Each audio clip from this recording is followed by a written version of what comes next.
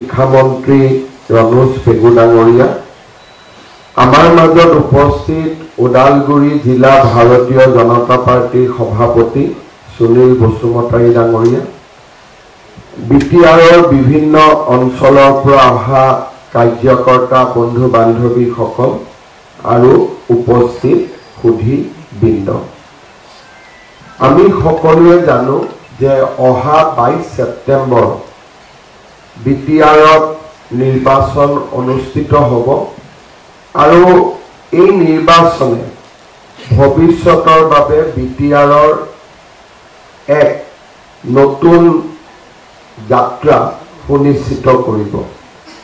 প্ৰথমবাৰৰ বাবে ভাৰতীয় জনতা পাৰ্টিয়ে বিটিআৰত এখন চৰকাৰ গঠনৰ উদ্দেশ্যে এই নিৰ্বাচনত জঁপিয়াই পৰিছে আৰু আমি ৰাইজৰ অকুণ্ঠ সহায় সহযোগিতা লাভ কৰিছোঁ। ৰাজ্যিক সভাপতি ডাঙৰীয়াৰ সভাতে হওক, কেন্দ্ৰীয় মন্ত্ৰী সোণোৱাল ডাঙৰীয়াৰ সভাতে হওক বা আমাৰ দলৰ আন কাৰ্যকৰ্তাসকলৰ সভাতে হওক, ৰাইজে অত্যাধিক উৎসাহেৰে সৈতে যোগদান কৰিছে আৰু বিগত নিৰ্বাচনসমূহৰ তুলনাত এই নিৰ্বাচনত ভাৰতীয় জনতা পাৰ্টিয়ে যে এক শক্তিশালী ভূমিকা গ্ৰহণ কৰিব সি ইতিমধ্যে সুনিশ্চিত হৈছে। বিটিআৰ 26টা জনগোষ্ঠীৰ এক সন্মিলিত আশা আকাংক্ষাৰ প্ৰতীক।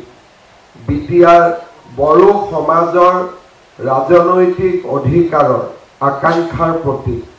বিটিআৰ বডোফা উপেন্দ্ৰনাথ ব্ৰহ্মৰ স্বপ্ন বাস্তৱত ৰূপায়িত কৰাৰ বাবে ৰাইজে গঠন কৰা এক স্বায়ত্তশাসিত ৰাজনৈতিক আৰু প্ৰশাসনিক অঞ্চল।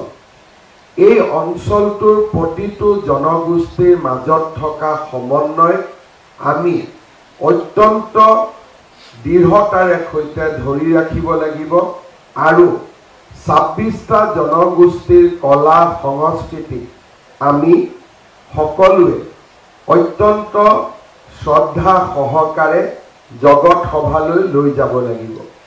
বিটিআৰৰ ভিতৰত থকা কেইবাটাও প্ৰশাসনিক সমস্যা আমি সমাধান কৰিব লাগিব যাতে বিটিআৰখনক সকলো জনগোষ্ঠীয়ে নিজৰ বুলি আঁকোৱালি ল'ব পাৰে।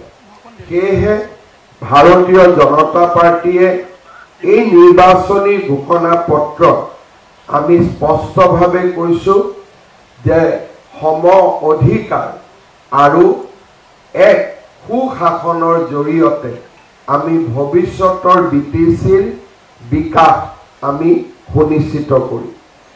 আমি ৰাজ্য চৰকাৰৰ সকলোবোৰ আঁচনি বিটিআৰত ৰূপায়ণ কৰিম। বিশেষকৈ বিটিআৰৰ পিছ পৰি থকা আই মাতৃসকলক আমি 5 লাখ অৰুণোদয় পৰিয়ালত অন্তৰ্ভুক্ত কৰিম।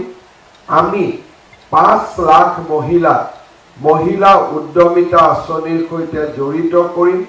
বিটিআৰৰ প্ৰত্যেকগৰাকী ছাত্ৰীকে নিযুত মইনা আঁচনিৰে আমি আগবঢ়াই লৈ যাবলৈ যত্ন কৰিম। বিটিআৰৰ প্ৰতিটো মহকুমাতে একোখনকৈ মহাবিদ্যালয় স্থাপন, ওদালগুৰিত বড়োলেণ্ড বিশ্ববিদ্যালয়ৰ নতুন চৌহদ স্থাপন, তামুলপুৰ মেডিকেল কলেজৰ খুব সোনকালে কাৰ্যকৰীকৰণকে ধৰি আমি বিটিআৰৰ চাৰিওফালে উন্নয়ন আৰু বিকাশৰ এক নতুন দিগন্তৰ সূচনা কৰিম। বিটিআৰ এক নদী মাতৃৰ অঞ্চল। বিটিআৰত থকা অজস্ৰ নদী আৰু উপনদীয়ে বিটিআৰৰ ৰাইজৰ যাতায়াতক বিঘ্নিত কৰি আহিছে। সেয়েহে বিটিআৰৰ প্ৰতিখন নদী আৰু উপনদীৰ ওপৰত সুন্দৰ দলং নিৰ্মাণেৰে বিটিআৰৰ ৰাইজৰ মাজত যাতায়াত ব্যৱস্থাক সুচল কৰা আমাৰ এক দায়িত্ব আৰু কৰ্তব্য হ'ব।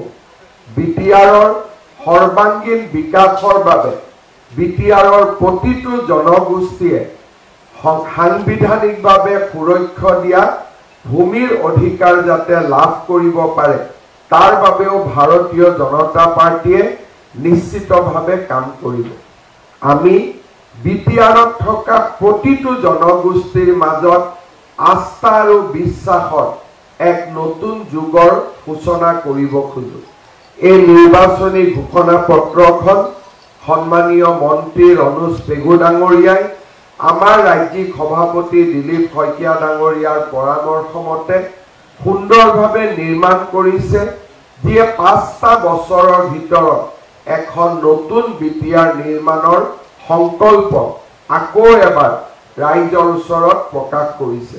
মই বিটিআৰৰ ৰাইজক অনুৰোধ কৰিম, এই নিৰ্বাচনী প্ৰচাৰ পত্ৰ সংকল্প পত্ৰখন সকলোৱে যাতে এবাৰৰ বাবে পঢ়ে। ভাৰতীয় জনতা পাৰ্টিয়ে ইয়াক প্ৰিণ্ট কপি ইলেক্ট্ৰনিকভাৱে হোৱাটছআপৰ জৰিয়তে আৰু আমাৰ বিভিন্ন ৱেবছাইটত এই নিৰ্বাচনী ঘোষণা পত্ৰখন আমি ৰাইজৰ বাবে প্ৰকাশ কৰিছোঁ আৰু ৰাইজক সহজলভ্য কৰিম। মই ভাবোঁ যে এই নিৰ্বাচনী ঘোষণা পত্ৰখন সুন্দৰভাৱে কোনোবাই পঢ়িলে নতুন বিটিআৰ ভৱিষ্যতৰ বিটিআৰৰ সংকল্প আমাৰ সন্মুখত স্পষ্টভাৱে দেখা দিব।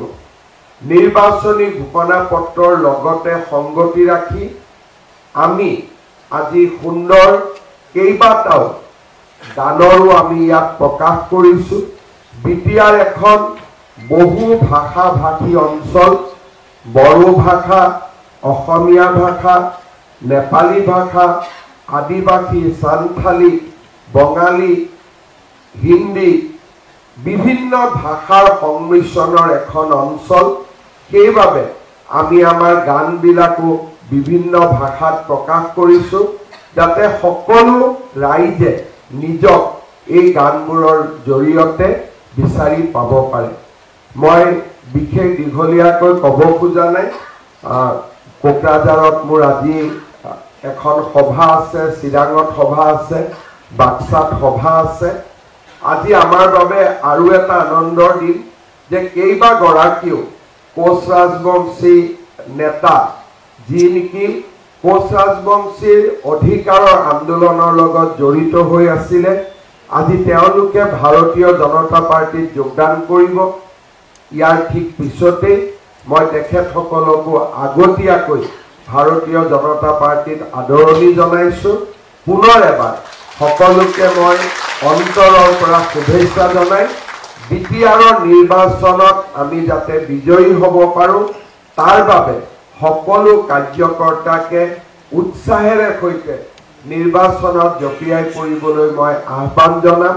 লগতে আৰু এটা কথা নিশ্চিতভাৱে ক'ম যে নিৰ্বাচন আহিব আৰু যাব, নিৰ্বাচনে যাতে বিটিআৰৰ শান্তি আৰু সমন্বয়ত কোনো কাৰণতে প্ৰতিকূল প্ৰভাৱ পেলাব নোৱাৰে তাৰ বাবে অত্যন্ত সংযমী হৈ এই নিৰ্বাচন আগবঢ়াই লৈ যাবলৈ মই আমাৰ কাৰ্যকৰ্তা বন্ধু বান্ধৱীসকলক আহ্বান জনাই মই মোৰ বক্তব্যৰ সামৰণি মাৰিছোঁ। ধন্যবাদ। জয় হিন্দ, বন্দে মাতৰম, ভাৰত মাতা কি জয়।